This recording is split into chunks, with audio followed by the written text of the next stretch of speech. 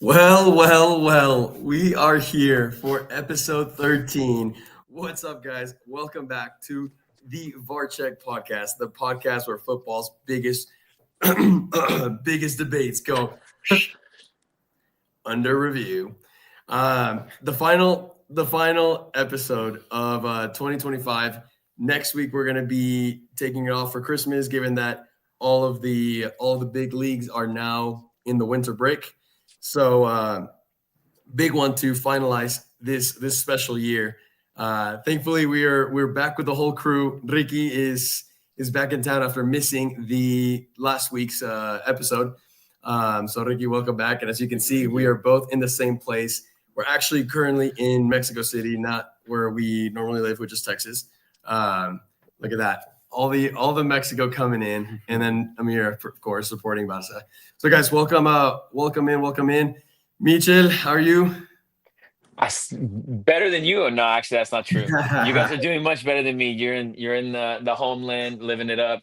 Obviously, we can tell that the voices. You guys been having a lot of fun recently. So A little too much fun. You're like Amir from the last pod, right? Amir didn't really have a Yeah, voice. what's up with everyone having their voices gone at some point in the past few weeks? I know. We just follow each other at this point. It's crazy. But, I'm doing well. Hope everyone watching is doing well.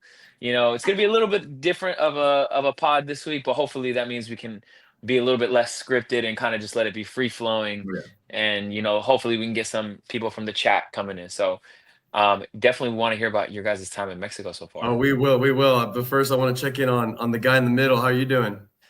Just I've been recovering. My voice is almost there. Yeah, you sound much better than we do now. Doing better, yeah.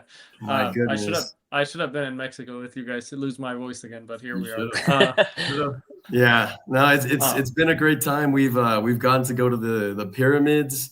We went to the I saw that. Chapultepec, which is a big castle in the middle of Mexico City. You have to go like up through like a bit of a walk and a hike to get there. So that was nice.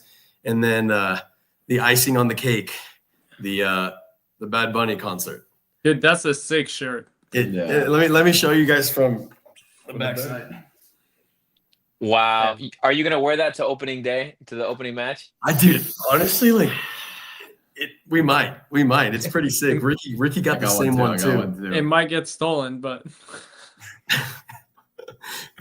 okay, Amir with the jabs. So the other thing is, let's go ahead and get started here. We have okay. I was referring that I was gonna steal it, not anybody else. Oh.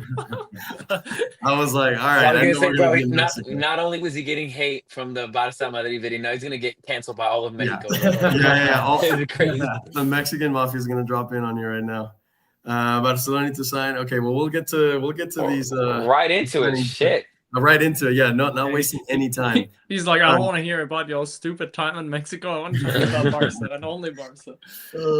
So on Saturday when Madrid played, Ricky and I actually went down to a special Real Madrid bar in Mexico City. It's called the Bar Nabeu, and so that's where we got to watch Madrid play. Here's a little photo from the outing. How are you guys finding these places? Are you just Googling Madrid Bar Mexico? No. Well, actually, a few years ago, my dad was driving, and I was looking around, and I just see on there like Bar Nabeu, and I was like, wait, what? And I looked it up and saw that it was a proper like Madrid bar. And for the longest time, I've been wanting to actually go watch a game in the at the bar, and it just worked out this year, this week. They were playing. They opened the bar at 2, and that's when Madrid was playing in Sevilla. So we went there. We got some Spanish beers and paella, and it was just it was a great time. Love that. Ricky, that's a sick jersey. I love that jersey. Yeah. The highlight of the game was me being able to say penalti a favor del Real Madrid. Once again, let's crash now. I was just rage baiting. Yeah. All right, bro. Let's not talk about controversies because you guys are full of it. No, it's fine. I wasn't saying Mbappe controversy. finally matched the number of penalties that Ronaldo has scored. Great record for the year. I didn't mean to start off the drama that quick. Hey, this is what the podcast is for. Right now we have a couple people, joining in. So reminder, guys, make sure you smash the like button to help us keep growing as a podcast. It is episode 13, and once again, the final episode of 2025. This one, we're not going to be talking about a whole lot of Champions League, but we will be kind of recapping where the tables are at the end of this year, who the winter champions are, and then talk about the 2026 club 2026 World Cup power rankings. So it's something that we've been kind of teasing in the past few episodes, and it's finally going to happen. So make sure you join in. We're going to have a good time. Why don't we actually jump into the game, Real Madrid's game? I don't know. The team doesn't seem to be moving in a better direction in terms of playing style, but at least we're getting the results. Michel, how did you see this game? I think it's really hard to justify and really make a lot of sense out of it. I mean, we're playing with how many defenders out, 11 players out total, red cards and all above. I think we got it done. Of course, there's specific issues that haven't been fixed. But again, when you have your entire back line out, you have Asensio playing right back, Fran Garcia playing left back, which is not everyone's first choice. You know what I mean? Like, it's kind of hard. So yes, there were some defending errors.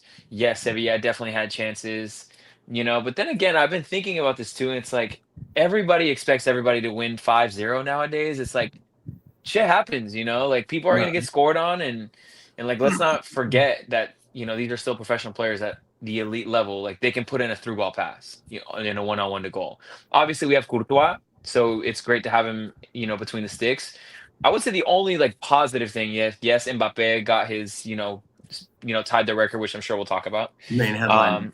Yeah, but I'm really loving Rodrigo getting some confidence back. And I saw this thing on Twitter or X saying that like it's ironic that he got benched in the Club World Cup and he's like low key saving Xabi Alonso's job right now. I mean, it's a little funny, but I mean, talked about it too. Yeah, so I'm proud of him. I hope he takes this last like couple performances, takes a break, and comes back in after the winter, break, rolling the way he was. Because I think having Rodrigo on the pitch is massive, and I know we spoke about him like him leaving Madrid would suck, because we already know what's going to happen. He's going to leave wherever he is, and he's going to be a star. We already know, right? So I think it's good that he had a good moment. Obviously, another headline was the Vinicius substitution, which I'm sure we'll talk about. But again, Madrid got the result. I think there's really big matches to come, and that's when we'll see what really goes down at the club. Yeah, no, for sure. Amir, what were your thoughts on Rodrigo? Do you think he should be like start becoming the starter again, or are you still kind of easing him in and out of your Xabi Alonso? I would make him the starter just because I feel like he's the main producer for y'all at the current moment. I mean, I think the bigger issue with Madrid currently, just like Barca, I think it's the defending problem. And yeah, sure, you're missing players, but they're like the players that are playing, they're doing atrocious jobs at the moment. Specifically Rudiger. Like, I was just like, oh boy. The defending was really bad. Honestly, the amount of times while we were watching it at the little bar that I was getting pissed because you would just see Sevilla catching Real Madrid super high up, the defense with huge gaps, and I was like, come on, guys. Like, if I get that we're not offensively, we're not being very creative. So if we're not gonna have that, then let's at least have some like organization defensively. Right. I didn't like that aspect of it. I think we got lucky that Sevilla didn't score on us. I mean, they should have. For two different reasons, I think Rodrigo should be the starter, not like uncontroversial, but just like playing him a little bit more. I like risking the injury, that's fine, but if Real Madrid can play him a little bit more, get him a little bit more hype before the World Cup, then Rodrigo, is going to be working hard. If they do choose to sell him in the future, they can get more money out of him. Yeah, for sure. And on the flip side, if they don't play him and you just completely break that relationship with him, it's going to end up affecting both of them. Rodrigo's going to go to less prominent, a weaker team, quote unquote. Saudi Arabia. Get less money out of it. Nah, he won't go there. We'll see. I just don't see. He'll go to England for him right now. But speaking of players that are leaving. Today, Endrick officially has gone to Lyon. Sad days for you. And it comes at a time where I feel like he was finally starting to get some minutes, and it's like he had a good game in Copa del Rey this week, but a bittersweet moment. Mitchell, I don't know how it made you feel. I mean, that's, what do you expect? You know, I Yeah. think it's exactly what it needs to be. You know, he's not going to take Mbappe's spot, right? He tried him on the right wing and during the Club World Cup, or at certain points, you know, it didn't really work. That's not his natural position, and you can't force a player like that to completely switch positions. So I think it's good for him. You know, he's young. He's gonna get time. I think in the contract, in the clause, he has to play a certain amount of games. So it's gonna be good for him to get some experience Mm, and yeah. come in because you never know what'll happen, right? Like I'm not trying to put this out, but like let's say eventually Mbappe goes out to the wing, and 2, 3 years from now he could come back, like from a boy to a man, because he's got a natural talent. He's great, and I think he's not like your Haaland typical No. power, you know, forward. He's quick. He's in this like I he's mean, kind if of like you a had he's to, kind of like a Raul in a way, but like oh, Brazilian, right? I was gonna say, if you had to compare him to anyone that we've seen in like throughout the history in the past maybe like 10, 15 years, who is he the most like? I mean, I'm he's sure not like Like Raul, but he's like like a that's the closest Munchner thing. Punagüero. Smaller Yeah, build, good dribbling, yeah. and good shooting. he's a little, Yeah, he's a and little he's tank. powerful, bro. Yeah, He's he's like a little powerful. He's tank, powerful. bro. Like you said. But I think it's good for him. He's gonna go. My biggest worry though is what is gonna happen with what happened with Mariano, right? They're gonna ship him off. He's gonna freaking kill it, and he's gonna be scoring, 20 goals or whatever he does over there over the next 2 years. And Madrid's gonna be like, awesome, we want you back. But ride the bench and you're only gonna come on for 5 minutes at the end of the game. And I think that's a disservice. So for Endrick's sake, I really hope you're really smart with moving on in your career, because if you know that you're not going to play at Madrid, like I know you want to wear the badge, I know you want to win the trophies. If you want to just collect a paycheck and sit on the bench, and only go in when we need you, Yeah, like dope, his wife is but you're happy not. with that. But you're not, yeah, you're not a Spaniard. You're not, loyal to Madrid in that way. It's like, dude, I'd rather just go play. Go play, go be a star in your own right. You don't have to play for Madrid. You've already done it, right? So it's like, I hope that doesn't happen for his sake, because we all know Madrid loves to do that. They're gonna be like, amazing, you killed it in France. Now come back and you're gonna ride the bench. And it's Yeah, just like, exactly. I mean, I personally don't see him ever becoming a true start for the team. He's a good player, but I don't think he has what it takes to really take that role. well, And not yet. Maybe in 5, 6 years. well, I But then mean, at if that point, we'll Mbappe see. stays as a striker, Do you it honestly ain't think that's gonna happening. happen? And knowing Madrid, if we do end up selling Vini and we push Mbappe to the left, They're they're gonna gonna try to get try to buy Holland or striker. someone. Yeah, they're Do gonna you try to think? get Haaland, Yeah. someone. Do you think it's going to be hard to convince Mbappe to not be a striker anymore? Because people are going to tell him, like, bro, like you're scoring 50 goals a year, 50, 60 goals a year. Like if you go out to the wing, that's going to go to 30, 25. Like, It's are a you good sure you want to question. take the hit? I'm It's a interested good to see what question. happens with that. I think his best position is on the wing. And I'm Yeah, not saying Haaland specifically, but like if you get a forward like Haaland who lives in the box, who's big, that could be would be something that interesting. Madrid can play on. But again, later down the line. I We'll wish see. Endrick the best. Actually think he's going to do very, very well at Lyon because he has to play, Yeah. so he'll get minutes. I think he'll do well. Yeah. I'm excited to see it personally. Yeah, I honestly, I think it's a great transfer for both parties. Yeah, for the people Yeah. that are currently watching, please let us know what you think about Enrique leaving. But now that we started talking about Mbappe, a special game. He had the final game of the year, and all he had to do, ideally, score two, right, to beat Ronaldo's record, but at least one to tie it up. And it was looking like he wasn't going to do it, but luckily Real Madrid got that penalty in the end, which Per usual. assists to Rodrigo. Which was a penalty. Let's not. Which let's was not say a it wasn't. clear ass Definitely penalty, just like Barca's penalty was Yeah. clear too. I'll put that out there. And then Mbappe didn't miss. And honestly, in the lead up to it, we hadn't been, because we've been flying over here and doing all these things. I had totally forgot that he was that close to the Ronaldo record, and so when he scored the penalty, just to celebrate in the bar, I did the "see," and then seconds after he literally celebrates with the scene, I was like, "What the fuck?" It was crazy because the whole bar just goes, "See!" And I knew he would. I mean, it's Yeah. great for him, I like that he did that. Yeah, I mean, Cristiano was his mentor. I like seeing moments like that because you forget at times that these aren't just players, right? They're humans. Like Mbappe, that was his favorite player, right? So it was kudos tip of the cap to Cristiano, who is probably the ultimate Madrid legend. And, you know, I think it's cool that he goes out and says, like, yeah, like I talk to Ronaldo regularly, like he gives me advice. I mean, as a fan, like you can't help but smile at that. It's just like, yeah. So it's good for him, and I think it's gonna be, you know, assuming Mbappe stays healthy, and like we always say, we want players to stay healthy their entire career so that we can see the greatness. If he stays healthy in the way Cristiano did, you know, maybe not 58 goals or 59 goals a season, but I'm pretty sure you'll be able to count on 40 plus goals a year from Mbappe. And like that's still incredible. So hopefully Barça can find their 40 to 50, you know, goal scorer, and we can have another mini Cristiano Messi, you know, goal scoring race. Battle. I mean, there was never a race really. It was one most of the time immediately, but no, not really. I don't know about that. I still think Ronaldo scored. We would have to pull up the actual stats, but I think Ronaldo scored more goals when he was in Madrid than Messi. Like in that time era, I think in the grand scheme, Messi scored more goals at Barcelona than like Ronaldo did at Madrid. But anyways, we're not gonna get into that comment right now. By the way, now. nice haircut, Michelle. I just noticed your haircut. So thank you. I just didn't put any product in it, but appreciate it. Also, shout out to Pricey 9050. I'm sure if you're still watching, he said he's awake at 2 a.m. in the UK to make sure we don't wipe Chelsea off the rankings. I'm dead. And Bobby Warrior 1, Merry Christmas to the whole crew. Merry Christmas to everybody. Feliz Navidad.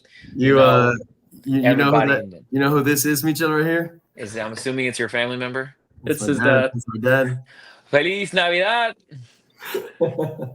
I'm curious if he's still watching right now, but he made sure to drop in and show some love.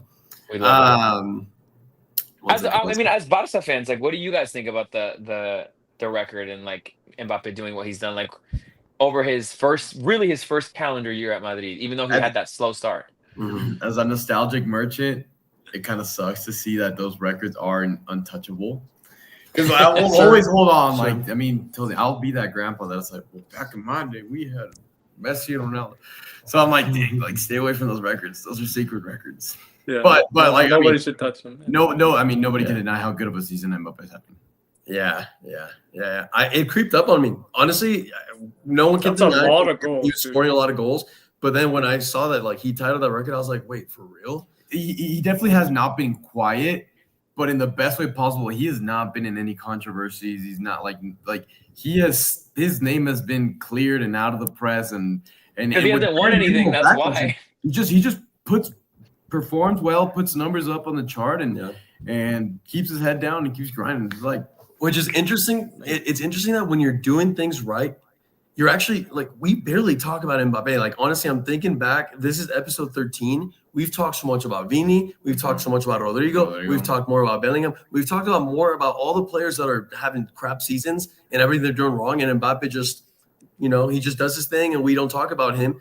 But the moment they start doing something bad is when all the highlights start going to him. So I'm glad that we're finally giving him a little bit of attention where it's deserved. Yeah. But I think he's smart too, I think he's not stupid, like he's seeing all the shit that's going down at Madrid with Vini and all this, and it's like it's really easy to kind of like look back and what's that saying, like, don't learn from your own mistakes, learn from others or something like that. But it's like he's seeing like, oh shit, like when you're in a lot of controversy with the fans, with the media, with this and that, like it's really easy for them to turn on you when you don't start playing well. So it's like, what happens if 3 years from now he starts complaining about the president, about him not getting enough playing time or getting subbed off, and like there's like a 2 to 3 to 4 week period where he doesn't play well? You're going to be in every headline every single day.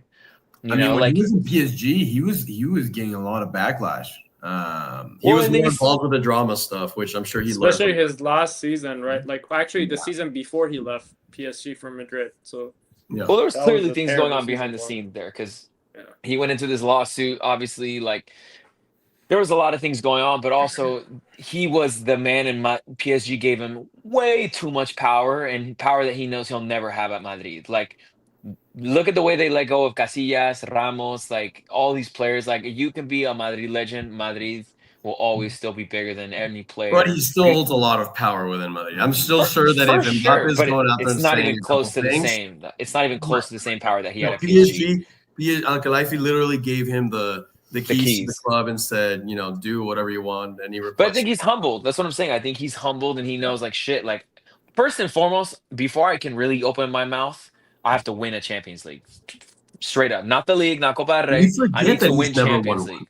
And Ever. honestly, like as the years are starting to go by, and I mean, how old is he right now? 20. But he also 27. has a World Cup too. Let's not forget not- that. Yeah, he just turned 27. He's got a World Cup too, so he's got that clout too. With Sure, him. and he could have had 2, which is crazy to potentially like have 2 World Cups and 0 And a hat trick in the World Cup final, which is crazy. Yeah. No, I mean, and obviously, his whole not winning the World Cup thing is a very situational thing. But at the same time, I mean, this year, I think it's a very difficult year for Real Madrid to win the Champions League. And I mean, big changes need to happen for them to really position themselves as the top 2-3 favorites for next year. And suddenly he's 29, almost 30, and still hasn't won a World Cup and Champions League. a Champions League. And yeah, I mean that definitely stains your career a little bit. know. A little We'll bit. So to finish off the conversation with Mbappe, I will never forget when he was still at PSG. Ricky and I went to Madrid for the Liverpool Madrid Champions League final. We watched it at the Bernabeu, and all of us were chanting "Puta Mbappe," which is after he like snubbed us from coming to Real Madrid. And I was like, fuck that guy. I don't want to see him in Madrid ever again. Ever. He was the most hated man in Madrid. Yeah, the whole city hated him. Like it almost united the city and gave him a common enemy. Like there was more chance against Mbappe than against Liverpool. Yeah, and the game was in a few hours from there. Yeah, from so interesting how you can really turn around your public opinion and everything, even whenever you're already at like your most hated position.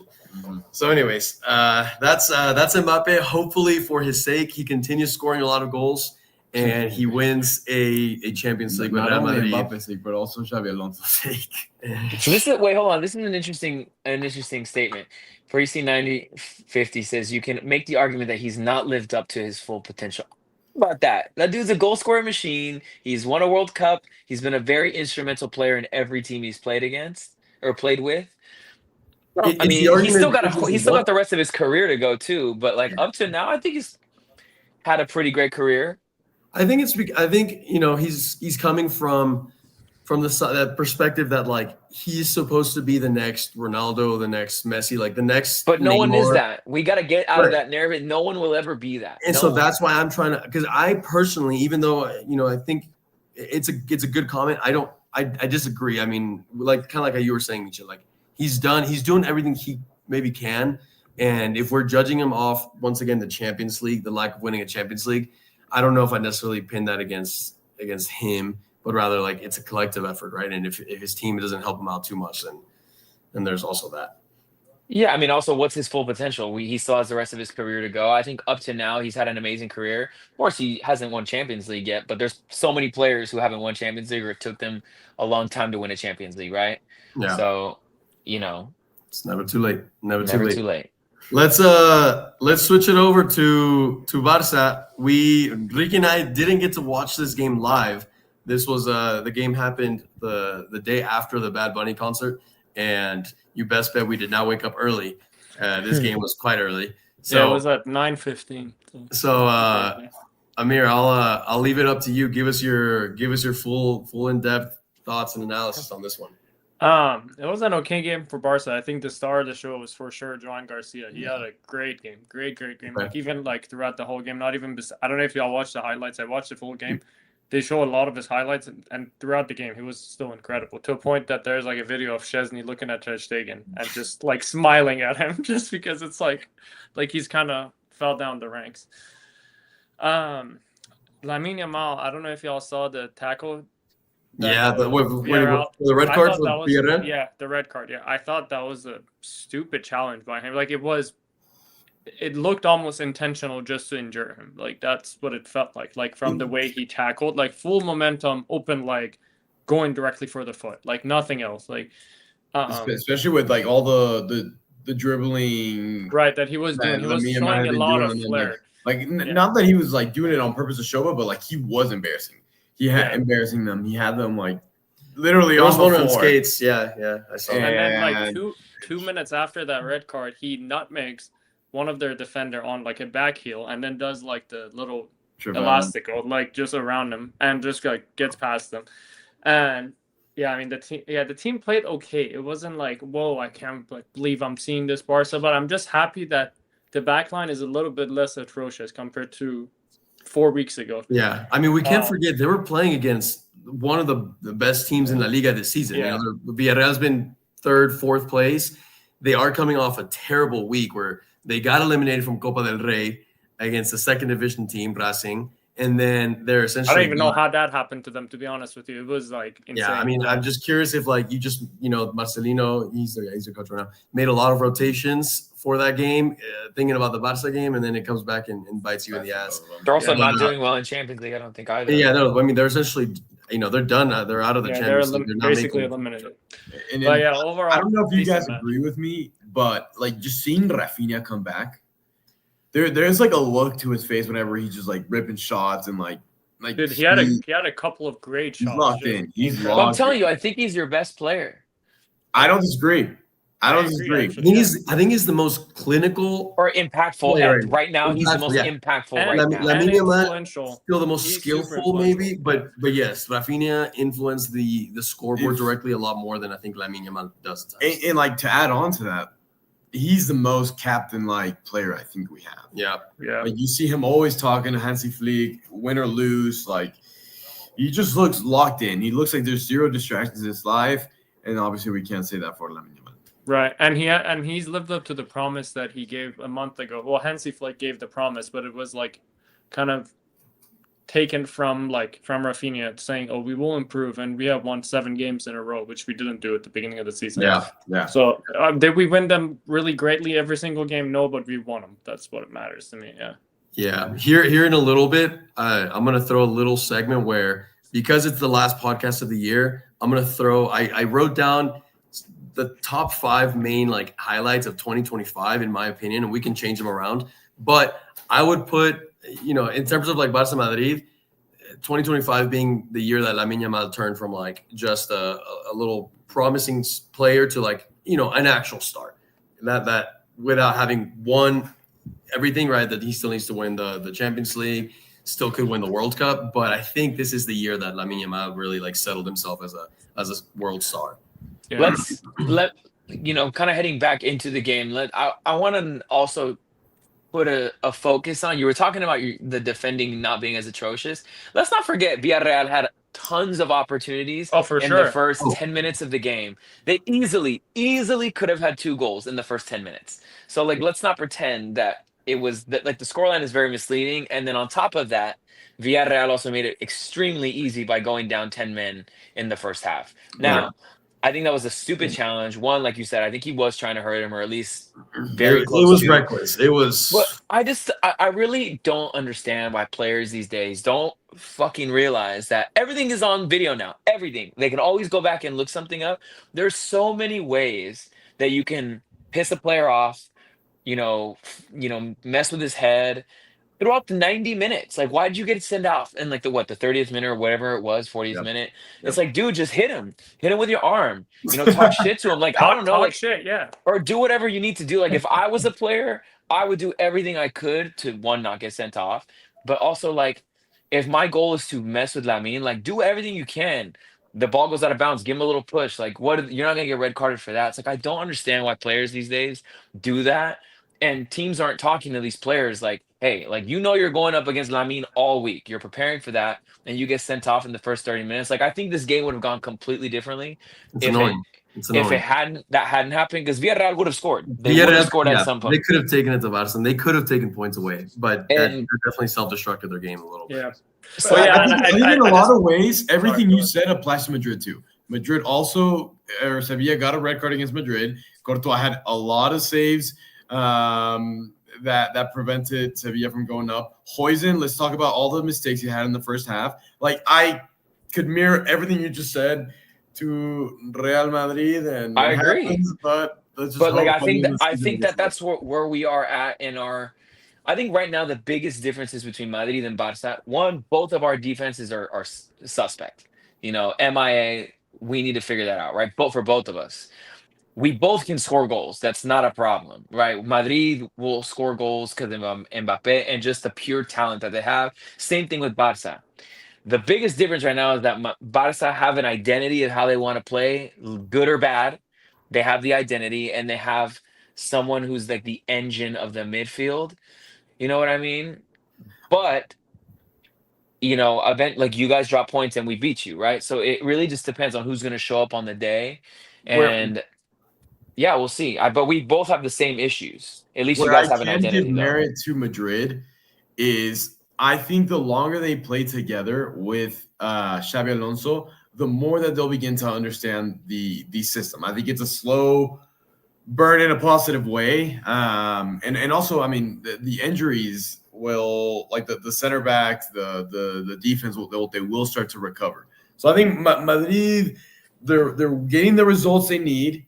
And I don't think they're in a bad spot. And don't forget the Super Cup is coming. That perfect That's going to be the big game. small That's gonna be tournament to really big pin them game. against each other is coming at the perfect time because the Clásico is now a little bit far gone, right? It's been a few months. We're over that. We're over that. We've seen how both teams have developed since that moment, and usually every Clásico is a turning point in the season. And usually for the team that wins a Clásico, they get that positive result, that positive like turnaround. Whereas this year, I would say that Madrid actually decreased after the El Clásico game. So I'm excited that we have that next one coming up. And then I saw this comment right now: glazing Barca is as your rivals, Madrid fans acting like Barcelona are better than you. It's not that. I like to feel like this podcast we're all very like analytical people, not as much like emotional. And we could easily be like the emotional fans. Oh, but Barca sucks. Barca still hasn't won a Champions League in 10 years. Like we could just throw a bunch of random shit, right? But here's the thing: we analyze this objectively, and that's also why we have our power rankings and stuff. Because every week we're keeping tabs of how they're doing, where they're doing, and I think Micho's analysis on Barca is like both Madrid and Barca are in pretty similar scenarios, but Barca at least has a little more organization, someone that commands the midfield, a coach that has been there for a little bit longer and has once again created a little more organization. Is the key thing that's keeping Barca right now 4 points ahead of Real Madrid, and La Liga is a proper illustration of where these two teams are. Is that going to be that way forever for the rest of the season? I don't know, but it's a perfect way for me to bring up that Barca are the winter champions. And what does that even mean? No. I'm not saying that they're going to win, but if you look statistically, the team that ends up in as the first place in by the end of the winter break, I would have to find the actual like percentage, but I think it's like in the 67 ends up winning it. So well, this is purely a statistical thing, and obviously I'm not saying that Barca's going to win. Let's chat with Arsenal about that stat and see how they feel. They got to put the meme with the rat in the clock. I mean, listen, like it's a long rest of the season. A lot of things can happen, injuries, random players, pilgrimage to Israel. So like we're gonna see what happens. But at the end of the day, to respond to that comment, listen, like we're also here to speak, speak facts, like Madrid is not playing well. I'm not just going to sit here and be one of those blindfolded fans that's like, Madrid till I die, yes, we're the best team in the world. It's like, no, I'm going to sit here and tell you, look, Madrid is not playing well. The reason Madrid is in the position they have is because on paper, on the pitch, 98% of the time, they have better players than every other team. So they'll figure out a way to get a dub, and Mbappe is playing like the best player in the world right now. So like, yes, that's why Madrid is doing well. Same reason why Barça is doing well. They have Pedri, they have Lamine, they have Raphinha, but their defense has been absolutely atrocious. Yeah. Right? Like if you don't, let's say Raphinha was out for the entire season with an ACL, which God forbid he doesn't. Well, completely different season, right? Yeah. Completely different season. Any little thing like that can change the course of your season. Right. And Madrid has 11, and Valverde didn't play from illness. So like Madrid has 11 players out that could arguably be starters. So you're telling me that it's like a domino, or like a chess match, We have to take all these things into consideration. With a grain of salt, yeah. But so a little statistic for all of our analytical fans out there. So the Campeón de Invierno, they typically, historically, roughly 70 to 75% of the teams that lead La it's Liga pretty high. at the winter break go on to win the title. While the exact percentage fluctuates each season, the trend is very consistent, especially in the 21st century. So Barcelona I agree. That's what I've seen throughout my history of watching the sport. The winter champion, 75. I would put 75% is very. But this year, I think it's going to be, if there's ever a chance for that to change for Madrid or for Barça, right? Because both of our teams love to drop points to teams they absolutely shouldn't. Yeah. Like all it takes is Madrid catching a nice, 7-week hot streak, and Barça to drop points and lose one game on accident. Like literally what just happened this past month. Yeah, it's like that can happen. Injuries. And then the other way, yeah. Like. And so, fun fact for Premier League, it's 51%. So that's why Arsenal. It makes sense because it's Arsenal way more hasn't really horrible time. because Arsenal is skewing that percentage. Outlier. That's funny. Honestly, there's a lot more season to play. A lot of things still left to happen. So we won't be crowning champions this early. No, we're not. And that's not what I'm trying to do. No, I know. I'm just talking about for the viewers here. That I don't think we're considering is the next time. Well, the next Clásico for La Liga is May 10th, which sounds like a long ways away. And obviously, we'd love to have a Clásico as early as possible. But that game could be the defining match. If they're coming in neck to neck, that's gonna be a crazy game. That's gonna be a crazy game. Dude, that is so far from now. That is crazy. Mm-hmm. It's actually Mother's Day in the US, so fun fact. Wait, can you guys pull up this last comment? I'm not really sure. This one. So I got it. So yeah, we already talked about Madrid. We're not gonna go back a whole lot with them. I did see the whole doctor's drama. I mean, it was she's not even a doctor. She's a nutritionist or something like that helped out. I think it was Rodrigo, Carvajal, and maybe a couple Cule and a couple other players. And so then essentially Florentino ended up hiring her to be part of the club. And while she was at the club, all the doctors within Madrid essentially treated her like crap. Wouldn't acknowledge any of her knowledge or things like that. And so anyway, she ended up finally leaving the club, and she went and talked and spoke out about all this crap. I mean, to me, it just seems like, some drama made Madrid look bad a little bit. But at the end of the day, no one's gonna remember the story. I mean, it sucks. Club drama, it sucks. I think a lot of that is for obvious reasons. And hopefully she is all right. But I didn't even know about that, so I didn't even know until you just said it. So cool. So it's an interesting little side story that happened this week, but I think in a week it'll be just kind of forgotten. I don't think it'll have much relevance long term. So we've been talking a little bit. It kind of makes sense why Maria gets so many injuries and what she said. I mean, that is a big problem. I think they got to figure that out because I've never seen so many players get re-injured and re-injured and re-injured. So either they're just extremely unlucky or something's wrong. But I see this in every club. The thing is, every club has their own problems with injuries. Arsenal has had it. Barça has had it. Liverpool's definitely gone through it too. I think Barça has certainly improved since Xabi took over, but I think it was nutrition was a factor, but I feel like there's so many factors when you're an elite athlete. There's so many things. It's just not just nutrition. You can always find a little someone to point the finger at, and so whatever. I think this person's got a good opportunity to make themselves a little more famous, maybe a little bit salty. I'm not saying that what happened to them was okay. But I think it's just something that we just all right, moving on. Yeah. So let's go ahead and do the power rankings for European teams before we do the World Cup ones. So right now, this is where we're at. If we review the Premier League results, let's see. Arsenal won their game against Everton. They were away 1-0. I didn't watch the game. Doesn't seem like they went and destroyed Everton, but they do seem to be. In terms of score-wise, slowing down a little bit. Typical Arsenal. This is the year, and I will double down on this. They do not choke it. I hope they don't. This is the year they're going to win it. Yeah. But anyways, if Arsenal chokes it this year, I think that's the last time that I'll ever support Arsenal and give them the nod. But I'll still double down that even though Man City has managed to cut down the gap, this is their year. So Arsenal won their game. Let's see. City won their game 3-0 against West Ham. Haaland scored 2 goals. Nothing's changed there. Haaland is still killing the game. Liverpool won 2-1 against Spurs. But the key thing here is Spurs were down to 10 men, right? Well, But that's they're also trash Xabi this got that season. red card. But Isak also like injured himself, and On it's the like goal, right? Yeah, I on didn't the goal. actually see it, but he broke his fractured- he's broke his leg. No, he's broken. right. His leg.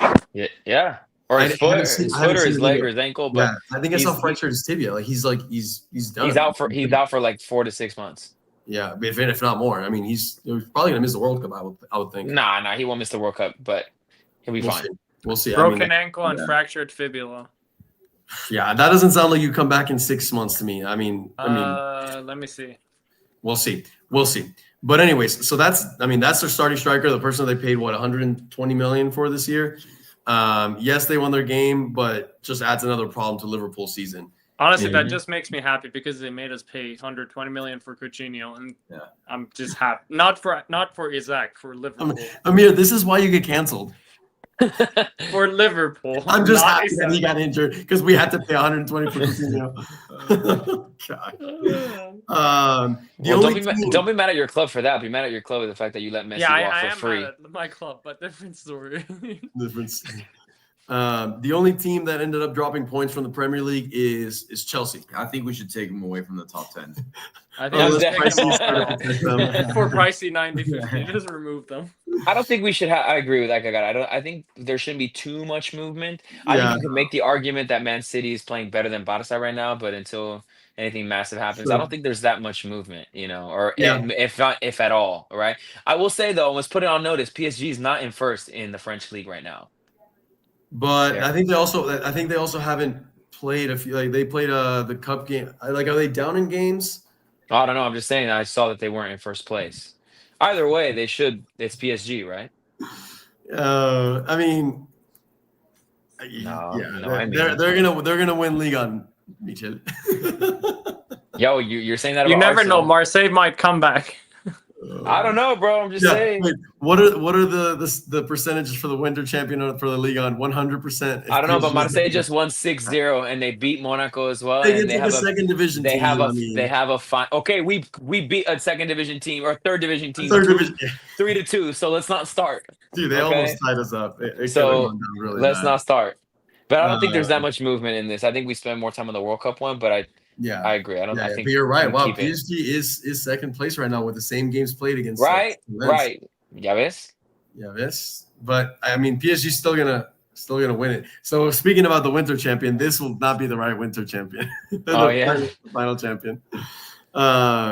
Let's see. Bayern, yeah, they just played a cup game, so I'm not even gonna count that. A lot of Italian teams played cup games. Inter Milan actually lost in the semi. Napoli just became a champion. I mean, Napoli won it. Town put Napoli on notice I mean, too. I I know they think haven't if- been doing well in the Champions League, but I think if Inter keeps like in the Champions League, they keep dropping points and stuff. Like they're almost on their way out of that top 10. Personally, Can we get them out now? I'm tired of seeing them here. not yet. Almost though. Let's see. Let me see what some of these comments are saying. Man City above Chelsea, definitely. And he's a Chelsea fan. That's a crazy. And he's a thing. Chelsea fan.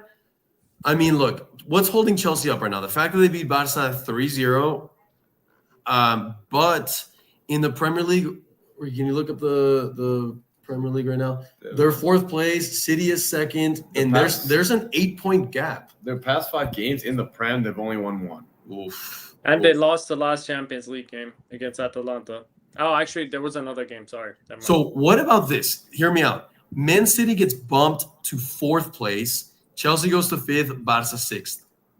I think Barca is higher than Chelsea. I don't think that one game is a good. But the fact that they won the head-to-head, It's you have to keep that in mind. and Yeah, it wasn't the even like past a 5 1-0 win. It was a they've 3-0 won. beat down, bro. Let's not forget that. It was a Exactly. beat down. If it was a 1-0, maybe we could be like, all right.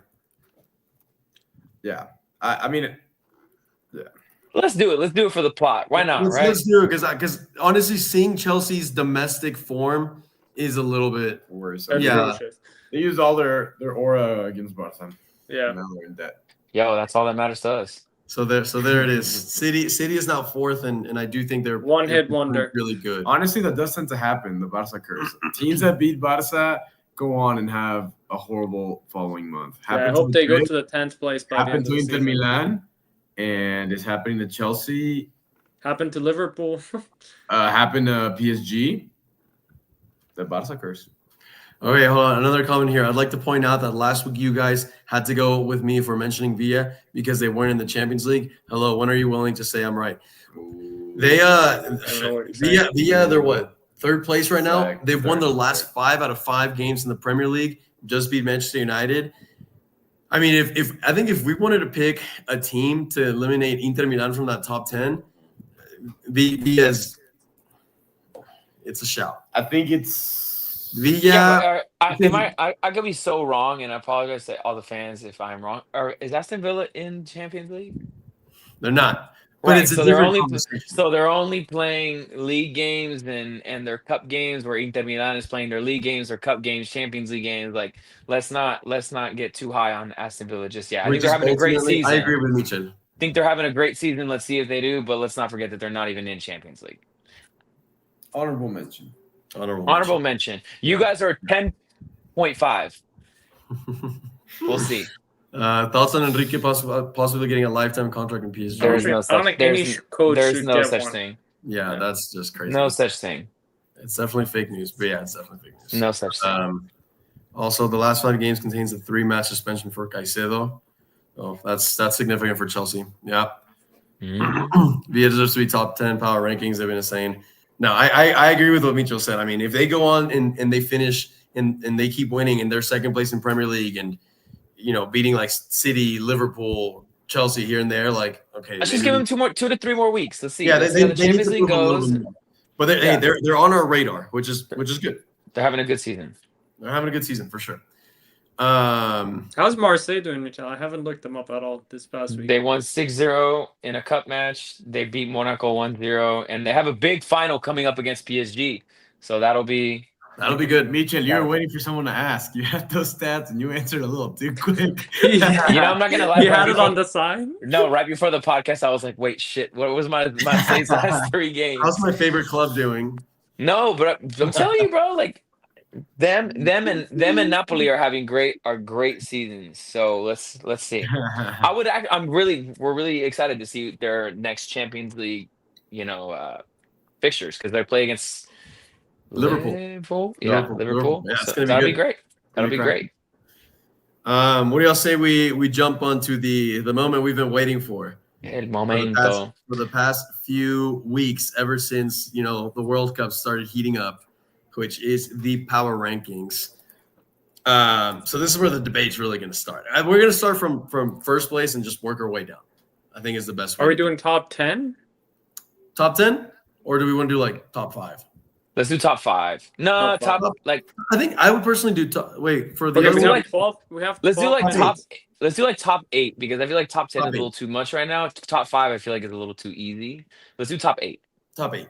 I like that. So Let's do to top help us 8 out- with our underdog that we think is going to do really, really well. Sure. Let's do So that. here, I'm going to throw the group just so we can see, who's in the, everyone visually. Oh, I don't know if you guys can actually see them. I can I see can't. it. I can't, but off. I don't know why Mitchell can never see these things. I can't. Normally I can. Today I have. Well, obviously I'm sharing screen, so I can. Anyways. That's okay. Yeah, We'll today just we're- talk it out. I'm pretty, and I know them for the most part. So Okay, so we're gonna start like this. Amir, who's number 1? Who's winning the World Cup for you? Spain. Spain, Mitchell. I mean, I agree, but also on paper, I think if everyone plays at their highest level, I think Spain is better than everybody else. So I take Spain in the number 1 slot. Ricky? Barring injuries and shit like that, like if everyone plays their A game, I think France is the only team that could really compete with them. And this is where the comments are going to be huge because this is the debate now. This is the full on conversation. Ricky, who's your first? I don't want to be lame and keep on agreeing, but I'm also thinking a bit emotionally because it's definitely the team I want to win. I want Lamine Yamal to have that title, especially as the But they're the Euro champions. rivalry Let's not against forget that. Mbappe, etc. give Lamine Yamal the World Cup title, and that argument's definitely veering one way towards the other. Argentina, I just don't see them playing as well as they did last World Cup. I think last World Cup they played well. Obviously, they had a lot of luck as well. They played as a team. Let's not forget that Messi was still playing in Europe when he played in that World Cup, and he's been playing in the MLS for the last couple of years. I see it tricky, bro. I see it tricky for them to go back to back. France is just a powerhouse. But so who's your number one? I'm sticking with Spain. I just didn't want to just be boring and say Spain. Okay, so I have to add a little more context. Is this ranking team ability or World Cup win likelihood? Because then you would include how likely it is Argentina to go back to back. I think it's ability. I think ability. I would say because we're ability talking to win the World top Cup. 8. That's what we care about. I mean, any team are like it. The best team doesn't always win the World Cup. It's the one that can manage emotions. It's the one that. Okay, so I think France has a better attacking firepower than Spain.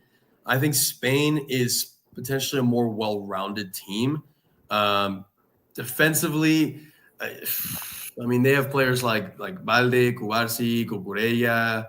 I don't even know if I throw Carvajal. Whereas France, they have a great keeper, Joan Garcia. Garcia. I think I would put him over. I would put Joan Garcia over Raya or over what's the other guy? Oh my God, the one that plays for Bilbao. Unai Simon. Yeah. Unai Simon. I think it's tough, but I do also. I'm more of a Spain fan. So it's not even about being a fan. Like, listen, at the end of the day, when you have players like Mbappe and like all the players that France has, like it's hard not to say that on any given day anything can happen, right? But Spain are also the Euro champions, so we also got to give them their respect as well. Yeah. So I think Amir said Spain, Ricky said Spain, Micho said Spain. I think it's fine to put Spain first. We'll see how that goes. But are we agreeing that France is the second team? Yes, for sure. Yes. Okay. It's not England. I can tell you that for sure. But I'm throwing England third. I think England's better than Argentina. I disagree. I think England chokes, bro. I think England chokes. If England and Argentina play, I think Argentina We're not talking about likelihood. Like, just like Pricey asked, we're not talking about likelihood. Maybe England is more likely to choke. But ability, when I look at that English team and the potential that they have, it to me, it's better than Argentina. Like, let's go player. I mean, let's go like player by player, position by position. Right away, striker, we're pinning Kane and Julian Alvarez. Both players are having I'll take Kane. Really good seasons, but I take Kane. I look at their wingers and I see that England has players like Phil Foden, who's I rate Phil Foden heavy. Saka, Grealish. Okay, Grealish, I don't rate him that highly. I'm just saying. But Amir, if you can keep naming some players just in case I forget. Rashford. Rashford not so much. But Saka and Bellingham. Foden are my big ones. You throw Bellingham in the midfield, which once again I know Bellingham's not having a great season, but nonetheless Bellingham is a tank. Rice. I think Declan Rice is having. I think if you want to go on paper, yes, England. I'll take them at 3, but I don't think that they're going to do as well in this World Cup as people think. I think people think England are going to make it to the semifinal. I think they get knocked out in the quarterfinal. I think they make it to the semifinal. Something to point out is every single one of these players plays for a different team. None of these players play for the same team. They all play completely different systems. Whereas I think Spain as a whole tends to play more similar than all these other, let's call it Premier League. Yeah, let's also not forget England has a tough fucking group. Let's not forget that part either. I'm saying they're gonna have first place. They can. I know. They can be Ghana. I know, but I'm saying like they're gonna have to use a lot of effort. They're gonna have to use a lot of minutes. But a lot of times that also gets the team warmed up a lot more. If you have a cakewalk in the group stage, and you might get to the quarterfinals, and now you're meeting your first real challenge, and suddenly you get caught like not ready. I say you put them at third, like put them at third. Let's lock it in. But I'm just saying, as a side note, I don't think they're going to make it to the semifinal. They're certainly not going to win the World Cup, Okay. but I don't think they'll make a semifinal. But we'll That- talk about that that'll- later. But lock I it mean, in. That'll be okay, one of their attacking power is crazy to this. Harry Kane, yeah. Bukayo Saka, Clip this one. Clip this. Anthony Gordon, Eze, Rashford. Essay. Yeah, and then Whereas Jared Sorry, go ahead, Bowen, who's having a decent season, not like the greatest season, but he's a good player. They And then had it. Didn't Phil they have Foden. Harry Kane last World Cup? Didn't they have Phil Foden last World Cup? Didn't That's they have true. all these? oh yes. Okay, but okay now talk to me about Argentina. They weren't. They were. I don't even think no one thought they were going to win the last World Cup either, but they did. They lost to Saudi Arabia. Okay, I mean, I think Argentina was coming in a pretty good spot in the World Cup. I don't think last World Cup we were putting Argentina first either in the power rankings or maybe even second. But nonetheless, I mean, Shit Argentina happens. they had a solid squad. I mean, they had Di Maria that was still playing, Angel Correa that was maybe in his prime. Obviously, like Messi was doing fine. Who else? I think did they people have? are going to rate Argentina that is- higher on their rankings than they should because they're the defending World Cup champions. But I don't think that they're fourth. I don't think their defense is even like good. Who do they have in defense? Romero, Lisandro Martinez, Otamendi. Lisandro Martinez is coming off an ACL injury. He hasn't even Yeah. played the past 6 months. Your favorite team, Who do you put at fourth then? Velarde. I mean, I think okay. Actually, I'm actually starting to question myself if I want to put Argentina at fourth. I would actually put Portugal. Portugal. I think I Portugal would has a put solid Argentina. team. I think Portugal is. If you match them up right now, I think Portugal is a better team than Argentina. But let's not forget about Germany. Nah, I don't know. I don't know about this German team. Hold on. Let's start putting some numbers in. So I'm gonna.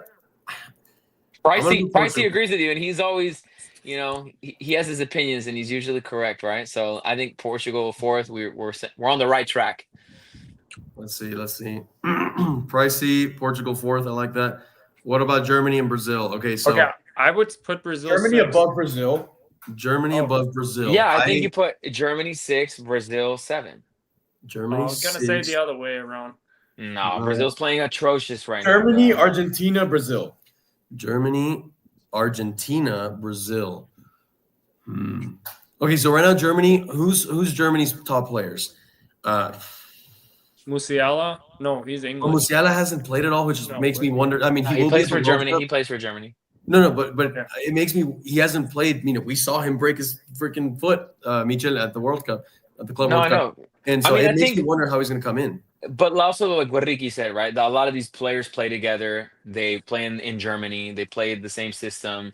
Like players turn up for the World Cup. Rudiger. As much as we talk shit about him and his form at Madrid right now, he's still a Champions League champion. He's played in World Cup teams, so it's like I think they have a good team. I think you can toss up Argentina, Germany, and you can go either way, right? Like I would think.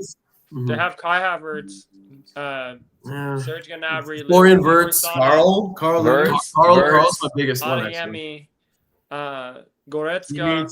Goretzka. So are we putting Germany above Argentina?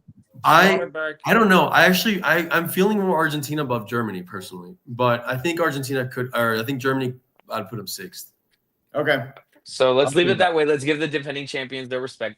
We'll put them in the top 5. Yeah. Germany 6, Brazil 7. Who's the 8th? Who takes the 8th spot? Hold on. Brazil 7th. I think Mexico's number 1.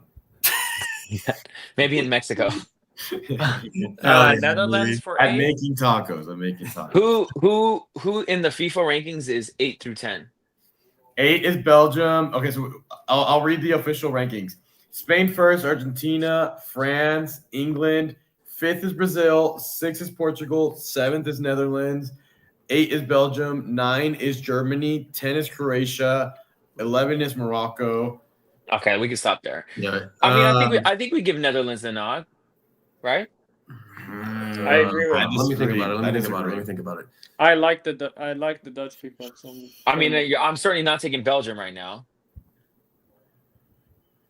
The reason they were even ranked higher than I think I would put Morocco with Hakimi. Are you without Hakimi? I like the Morocco shot actually. I don't. I think you're using your heart. You're using your heart with that one. I'm gonna take a wild like. I don't think it's crazy to put Japan above. No, I was gonna say Japan was gonna be my dark horse pick. Like they're Japan the team is that I think is gonna be great. I don't know if they're 18 in the top 8 in rankings, the or just think it's world. wrong? No, for sure it's wrong. It's because it's Japan. I don't think they're 8 in the world right now, but I think they're certainly top 10, 12. Mhm. But I think Japan is going to surprise everybody at the World Cup. Japan and Senegal are going to be the 2 teams that surprise everyone in the chat. Japan shot a lot. Colombia. So if we do Colombia. Let's not forget Colombia. Colombia, I think. Oh yeah, dude. I feel like Colombia could even beat Netherlands. I've never been a Lucho Netherlands Diaz? fan. I've never been a Netherlands like. I was, and I watched them play. Yeah, I remember their performances last World Cup, and They did play well against Argentina. I picked Morocco before I picked Belgium. So if you're going to say Morocco's better than the Netherlands, No, I'm not maybe thinking about Belgium really. I just don't think Netherlands has that many top players. Like Depay is way past his prime. Frankie de Jong is probably their best player right now. but he cannot carry a team. Van Dijk. He has not been able to carry Barca. It's not until like he found his form with Pedri that they both can do good together. But when Pedri's out of there, de Jong does not perform well. So then who's 8th? Listen, we're talking about who that Netherlands isn't. Who is? Because it's not Belgium, and you can make the argument for I'll throw Morocco, but Japan Morocco's and not. Colombia above them, and maybe Morocco too. Assuming Those Hakimi's are healthy. big claims. I want to put Colombia. Out of those, I want to put Colombia. Colombia. Lucho Diaz, like he can carry a team. Dude, he's gonna get red carded in the World Cup. Off. More than any player in Netherlands can. Dude, if there was ever a time to put a prop bet on Lucho Diaz getting a red card in the World Cup, now is the time to take it. So hold on. Let's put Colombia. Someone said Norway. No, because they barely just qualified for the World Cup. Let's not forget that. I mean, Norway. Someone I'll give an honorable mention. No, of course they have Haaland. Them as the dark horse. Croatia, no. Listen, Pricey, we're not saying I agree. I don't think Japan is top 8, but Japan is going to surprise people at this World Cup, and they always play well. They always play well. Let's pick a 10th. Uruguay. Okay, we're picking a 10th, bro. Not above. Let's just do it. You can do if you're picking a 10th, you put Morocco, Or Japan, or Uruguay. I agree with Amir. You cannot forget Uruguay. Uruguay always disappoints, bro. Like every time I watch Uruguay, like they aren't what they were. I think Senegal. No, Uruguay would beat Senegal. I think maybe we can save this because isn't AFCON going right now? We saved the 10th spot for the winner of that.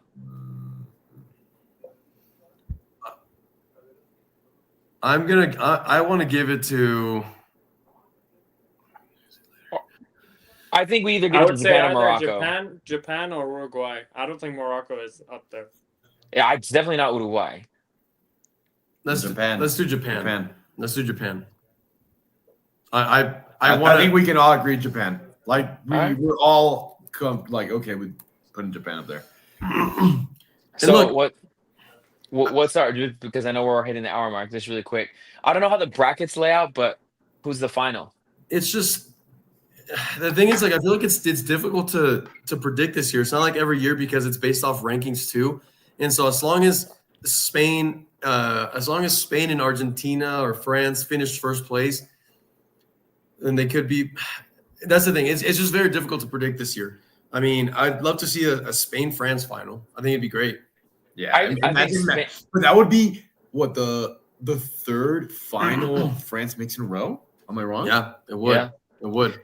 Also, I would love to see. I think if they were doing like the math, if Portugal and Argentina win the games that they're supposed to and lose the games that they're supposed to or whatever, they should be in the quarterfinal, and I think that would be awesome. I imagine a World Cup in which we have Ronaldo and Messi playing their last dance, and then also a potential final or even just somewhere along the way, Spain, France. Lamine versus Mbappe, Barça, Madrid. Like, there's just so many. There's so many. The past and present. Yeah. Oh, I mean, here Price is saying France, England. England is not making it to the final, bro. I know you love Chelsea. England is not making it to the final. Well, he's English also. He lives in the UK.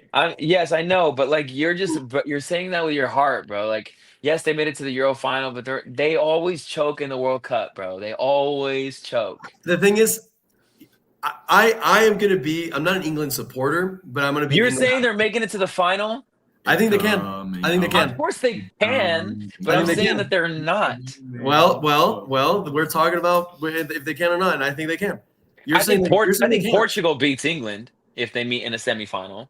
I think Portugal chokes more than England does. But but England still chokes. I'm not like let's not say. Dude, but that's the thing. There's only one winner, which means there's always been 31 chokers. No, but you can tell that the way but you can tell the way that they play. Like, no. Either way, we can clip it. There is no way England is making it to a final, and if they do, magically they're gonna lose. We already know that. I don't know, man. We can clip this, but I'm saying here, I think England can upset all of these teams and actually win the World Cup. And France, Spain would be the best. I think if it's going to happen for World Cup right now, England's in a really good position to do it. Bro, France, Spain in the final, New York City, MetLife Stadium. I'm selling my whole life and to sit way up there so I can use binoculars and see. Bro, the tickets right now are going for $20,000 for the nosebleeds. Wait, the binoculars because that's Pedri celebration and he's gonna score the winner. Yo, if that means Spain wins the World Cup, I don't care if Lamine scores the winner. That's always why I've been so bittersweet about loving Spain as a soccer team. Yeah. Real talk though. We should get you guys to come out to New York for the summer, at least for the final. We were actually talking about this last night. Obviously, we're not going to go to the final unless we get sponsored by Celsius and they pay for us. But we should go. Yo, that'd be sick. Hey. Celsius, I drink it every day anyway, so we should go. I know. Well, there's a lot of things that aren't good for us. I don't want to talk about what's been going on in Mexico over there. All right, but hey, Colombia made it in the top 10. Yeah, I'm sure. But I think it'd be really cool. We can go to any there's the Madrid, the Barça bars. Like we can figure out a place. Like there's awesome venues, and it's gonna be summer in New York City. It's the best time to come to New York. So I think you guys should make a trip, especially maybe for the semifinal, final, and make it like a week trip. That'd be dope. I'm in. I mean, Ricky, it's gonna be tough for Ricky because he's gonna be starting his residency, but maybe the weekend of the final he can make it. Or the weekend of the final, bro. Just you have every sickness known to man. You can't go and treat patients. I'm sorry. And maybe. If there's anyone to make that excuse, it's the World Cup in the U.S. If I get a slap on the wrist, I get a slap on the wrist. There we go. I hope that they're not watching this. Yeah, I was like, I wouldn't say all this live. Do not clip this. Do not clip this. Ricky gets an email right now. His contract for the residency has been rescinded. Well, then he'll be free for the World Cup. So then we're so that works. Just whatever your for your future and career. No, I mean if we make it out there, we'll definitely be posting that everywhere here. So if there's any fans watching that are going to be in New York, and we can have a big Merengue, Cule, Barça podcast meetup and party it up. It's gonna be dope. It's time to get excited, man. So, anyways, we'll see. I mean, he said, "Good thing this is not recorded. This is 100% recorded." It is recorded. I think that was sarcastic. Corrupt the files. Everyone turn off the computers. What was I gonna say? I'm not a big fan of using friendly matches to judge the rankings. So I don't know if we'll switch it up a whole lot, but maybe we might. We'll see. Leading up, but also they play completely different teams and injuries will also affect this power ranking. But I think it's nice to have a genuine like a starter idea of how we feel going into the World Cup 6 months out. I agree. It's gonna be interesting. We're gonna have some fun. So, anyways, well, really quick, I do want to get your guys' opinions on this because we kind of talked about it. What do you guys think about Vini Jr. getting whistled at by the fans as he was leaving, and then him changing his profile pic from Madrid to Brazil? Do you think he's making a moment, or do you think it's people are reading into it a little too much? Look, man, I think he's making a moment, but what's new? Honestly, at this point, I'm not gonna sit here and defend Vini. I watched his game. He didn't play great, but I don't think he played bad enough for them to whistle at him. I don't know. But I think they're whistling for everything he's been doing. I think Madrid hadn't played at home in a long time, And he had this coming, and they were like, essentially, it was Madrid fans saying, "Hey, we didn't forget about all the shit that you've been doing." And almost it was a way that Madrid fans finally showed their protection for Xabi Alonso, like we've been talking. I mean, like, yeah, finally, you Yeah. know. That's all. I think that's just how I see it. So We'll see. we'll see. Interesting. We'll We'll see. see how But this goes. Yeah, he hasn't renewed his contract yet. yeah, and I don't think he will. We'll see. To be Well, determined. shit. And then on that note, and I don't think you will. hey, look at the smile on my face. Mbappe goes to the left wing. Haaland comes in. We're done. Mbappe Oh, goes yeah. to the left wing. Lamine continues 'Cause to life post on is just Instagram that before forgiving. the games. Doesn't show up at the game. We love that. Well, anyways, I don't know if anyone has Amir, Ricky, Michel, any final comments? I'm good. Thank you to Alright. everybody who is active in the chat. You know, we love to have you guys here. We're only continuing to grow and grow. Sooner or later, it's gonna hit us where we're gonna be at episode 100, bro. So just slowly building this family. Yes, sir. Yes, sir. And actually, to finish off, I'm gonna leave us off with our, since it's the last episode of 2025, my my top moments of 2025, and you guys can take one out or not. Number one, the fact that PSG finally won their first ever Champions League after a decade of trying, after a decade of having put a team like Messi, Neymar, And right Mbappe, after selling Mbappe. right after selling Mbappe. Yeah. So definitely a historic moment and a special highlight of the year. For sure. The second one being that Chelsea wins the first ever like expanded Club World Cup, and it was in New York, which was obviously symbolic for us that live in the US. Number three, Ousmane Dembele wins the Ballon d'Oro, especially after all the hate he got from Barça, and you know, just putting that little shh to all the Barça fans. So definitely, I think a big moment of 2025. And almost signaling the final demise of the Messi and Ronaldo era. Now it's been Modric, Benzema, Dembele. Like, you know, it's a clear transition has happened there. I almost want to throw out Mbappe equaling the record, Ronaldo's record, as a final big moment of 2025. I mean, that's a record that maybe many people never thought would be tied up or broken. And so shout out to Mbappe for that one. And the last one, I mean, the fact that it's the Lamine Yamal, we talked about it. Lamine Yamal, this is the year where he turned from just a promising player to a star, and we'll see where his career goes. So those are my big moments of 2025. And with that, guys, we're gonna sign out. Hope you had a good time. If you haven't liked the VAR Check podcast, hello, 2025. That's number one. Yeah, what the fuck? The VAR, Yes. the inception of the VAR Check podcast. the only Hey, podcast I watch. See you in hey, 2026, hey, and that's how we're gonna Hey, end it. Merry Christmas, Happy New Year to all you guys. We will see you in 2026. Boom.